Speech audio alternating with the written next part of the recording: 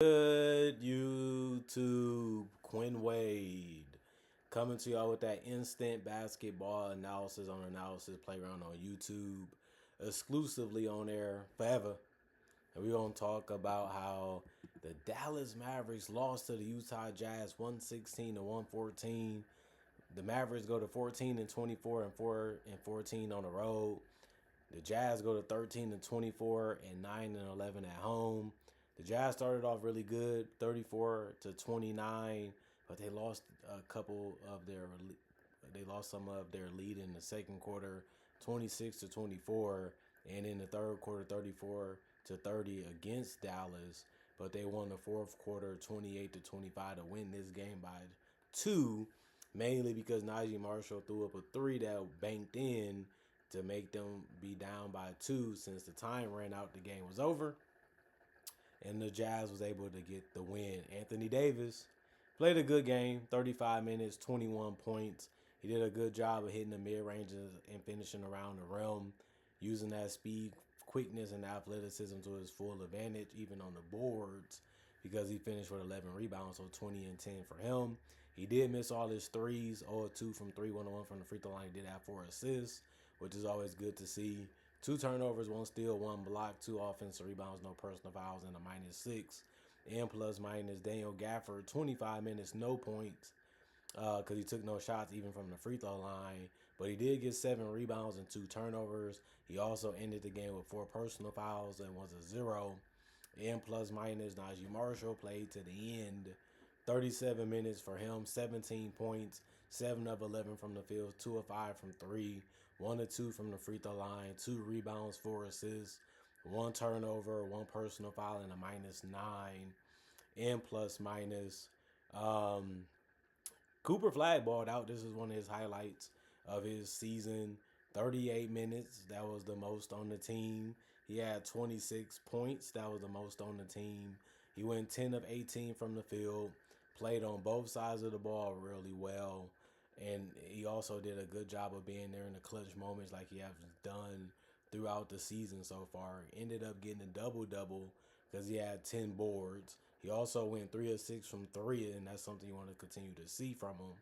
He also went 3 or 4 from the free throw line, and he was getting to the basket too.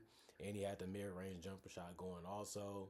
8 assists, 3 turnovers, 3 steals, 1 block, 4 offensive rebounds, 4 personal fouls, and a +3. And plus minus Max Christie, 32 minutes, 16 points, 5 of 9 from the field, 3 of 6 from 3, 3 of 3 from the free throw line. He's a bucket, and he ended up giving them exactly what they needed, which is spacing and shooting, and he was able to do that at a high level because he was efficient. 4 rebounds, 4 assists. He also added in a little bit of board grabbing and playmaking. He had only 1 turnover, no personal fouls, and was a -10. And plus minus, everybody off the bench was able to score. Everybody on the team was able to get a rebound or more. So that was good to see. Caleb Martin only took 2 shots. He missed 1 and made 1 in 14 minutes. He finished with 2 points, 5 rebounds, 2 turnovers, 2 offensive rebounds, 1 personal foul, and a +4. And plus minus, the person that had the most points off the bench and played the most minutes and took the most shot was Klay Thompson. 29 minutes, 23 points, 6 of 11 from 3, 3 of 3 from the free throw line. He was really locked in, trying to make them get as many good positions as they could. And he kept finding ways to take good and tough ones. And it was dropping for him mainly tonight, so you can't really be mad at him. 3 rebounds, 5 assists. The 5 assists was also the most off the team when it comes the most off the bench for this team. 3 turnovers, 3 personal fouls, and a +3 and plus minus. Brandon Williams, 9 minutes. That was the lowest amount of minutes for a bench player, but he also did have 2 points and went 1 of 4 from the field and missed every single 3, 0-2 from the 3-point line. 3 rebounds, 1 assist, 3 turnovers, 1 offensive rebounds, no personal fouls, and a -8 and plus minus. Ryan Nembhard, 22 minutes, 7 points, 3 of 8 from the field, 1 of 4 from 3. 2 rebounds, 4 assists, 3 turnovers, no personal fouls, and a +13 and plus minus. The Utah Jazz, they play real well. Good team basketball, but They also stepped it up when it was time. Even if they had to make a tough one, they was able to do that. Kevin Love did a good job of moving the ball and scoring. 24 minutes, 10 points. He got in double figures. He went 3 of 11 from the field, 3 of 3 from the free throw line, 1 of 6 from the 3-point line. He had a double double because he had 10 boards, 2 assists, 2 offensive rebounds, 1 personal foul, and plus 13 shooting. Plus 13 and plus minus. Laurie Markkinen had the most points in the game for the Utah Jazz and for both teams, so you have to be happy to see that. He was getting to the basket. He was hitting the jump shot from mid-range, hitting threes. 33 points, 14 to 26 from the field, 2 of 8 from 3, 3 of 6 from the free throw line. 7 rebounds, 4 assists, 3 turnovers, 2 blocks.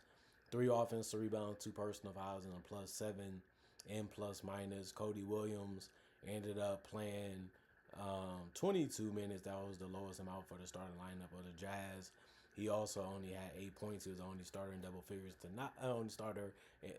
not get double figures in points. He did have 8 points. He went 4 or 5 from the field. At least he was efficient. He misses only 3 though. He did have 3 rebounds and 4 assists and no turnovers, 2 steals, 1 offensive rebound, 1 personal foul, and a plus 2. And plus minus. Bryce really stepped up for him in the fourth quarter and helped him close out the game with a big 3 and a drive. 30 minutes, 14 points, 6 to 12 from the field was efficient. 2 of 6 from 3 made the one that mattered the most. 4 rebounds, 3 assists, 1 steal, 1 offensive rebound, 2 personal fouls. Then a minus 4 and plus minus. And then Keontae George, he's coming in to score and do a little bit of playmaking if it's somebody that he sees or somebody gets open. It's just time to pick and choose. Do you want me to score or do you want me to make the pass? He's getting better at that. 19 points in 37 minutes. 8 of 12 from the field was really efficient and didn't really jack up a lot of shots in this one, but he did go 1 of 4 from 3. He also went 2 of 3 from the free throw line. He had 3 rebounds, 7 assists, 3 steals, 1 personal fouls, and 1 was a minus 1. And plus minus. Kyle Anderson, 26 minutes. That was the most off the bench. He had 2 points though, and he went 1 of 5 to get it. But he did have 8 rebounds. That was the most off the bench. He also had 2 assists, 2 steals, 1 offensive rebound, 1 personal foul, and a minus 4. And plus minus. Kyle Filipowski, 18 minutes, 8 points, 3 of 5 from the field, 1 of 1 from 3, 1 of 2 from the free throw line, 4 rebounds, 1 assist, 2 turnovers, and a steal, 1 personal foul, and a plus 1 and plus minus. He just came in and gave him scoring and gave him help on the boards, and that's what he needs to do, and that's what he's out there to do when he gets off the bench, and he did a good job of that today.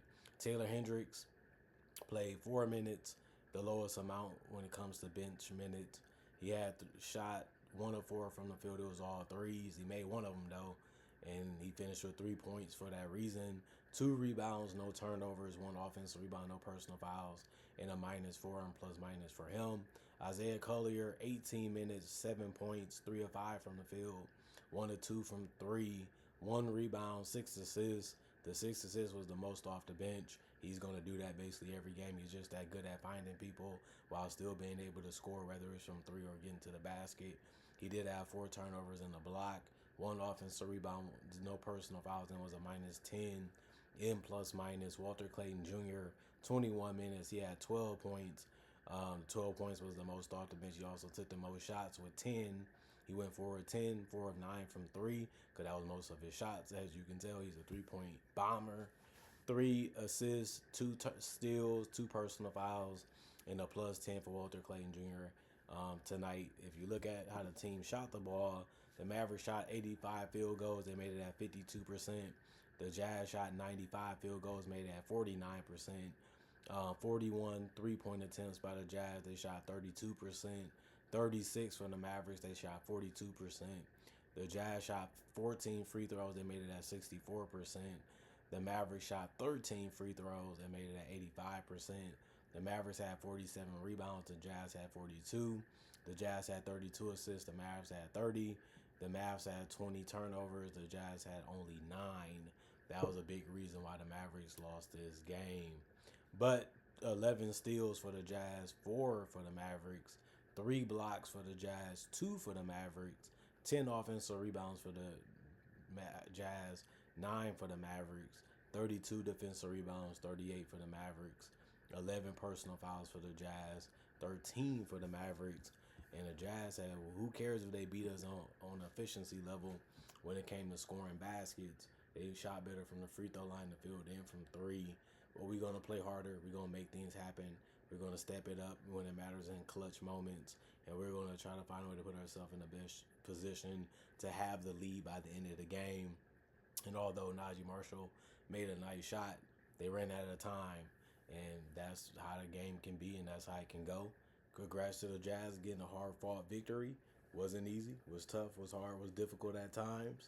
And I feel like Cooper Flag and Anthony Davis is hard and tough to handle, especially when they got their role players stepping up, like Menage or Clay, for example. And they gave them a good run for their money. And the Jazz responded well. They took it very serious, but they didn't crumble in the moment. They didn't panic. They stayed calm. They focused on what they needed to do, executed as well as they could, and stepped up when it mattered most, and they got the win. Comment, like, subscribe, share. Hit the notification bell to get the analysis when it first come out. Y'all stay blessed up. Y'all stay good. Peace. And I'll see y'all later today, hopefully with more analysis.